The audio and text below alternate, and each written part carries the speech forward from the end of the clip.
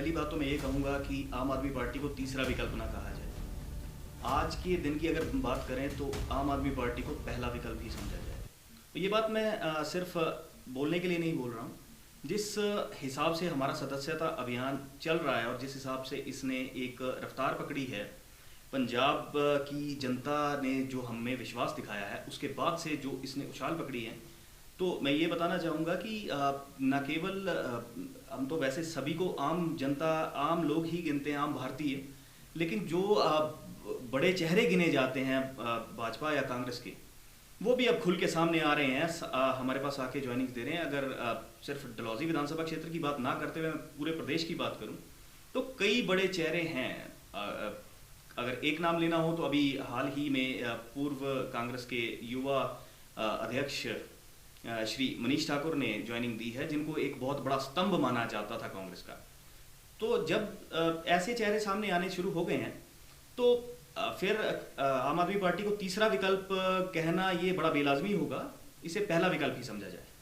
डलहौजी विधानसभा क्षेत्र में आम आदमी पार्टी मान लीजिए अपना कोई कैंडिडेट देती है, क्या लगता है आपको, इसे लेकर क्या कहेंगे आप? उसके लिए मैं संगठन मंत्री होने के नाते एक चीज़ ये जरूर कहना चाहूँगा कि ये जो हमारा जो देखो, ये जो हमने क्वेश्चन पूछा, आपने बहुत बढ़िया पूछा, लेकिन उसमें ये है कि हमारा जो संगठन है, जो हमारी आम आदमी पार्टी है, उसमें ये कल्चर है कि उसमें ग्राउंड पे काम करो, टिकट की लालसा नहीं होनी चाहिए। वो वक्त आने के ऊपर संगठन खुद तय करेगा कि किसको टिकट मिलेगी और किसका क्या है। वो ग्राउंड रिपोर्ट जब आएगी तो वो हमारा संगठन जो है, हमारी हाईकमान, वो उसको खुद देखेगी और उसको तय करेगी। जैसे कई लोग पैसा देकर टिकट लेने की बात करते हैं, आपने भी ये तो सुना होगा कि पैसा देकर टिकट मिल जाती है।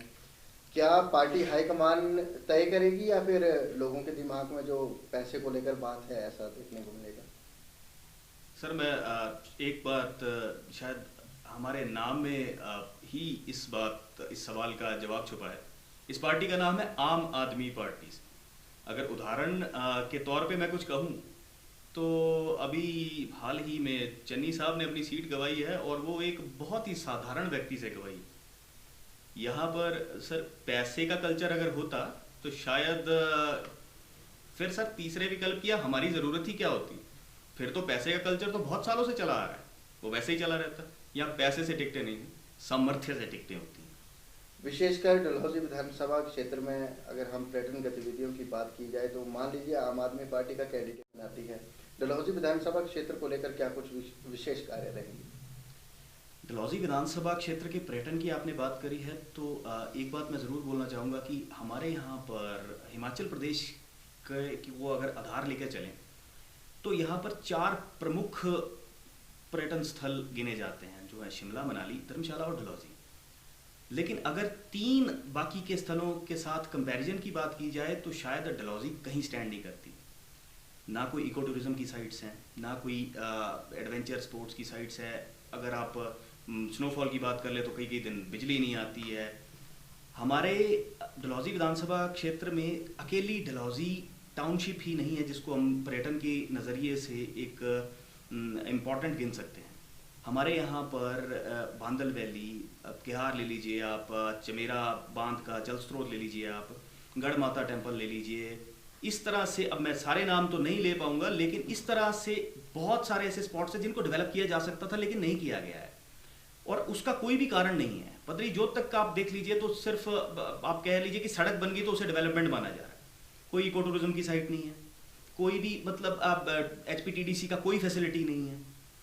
अगर ये चीज़ें थोड़ी सी भी डेवलप कर दी जाती तो डेवलपमेंट ना केवल सरकारी स्तर पर होती, पर्यटन के स्तर पर होती, बल्कि लोकल्स को भी कितना एम्प्लॉयमेंट जनरेट होता, इस बात के बारे में सोचना बहुत ही सिंपल सी बात।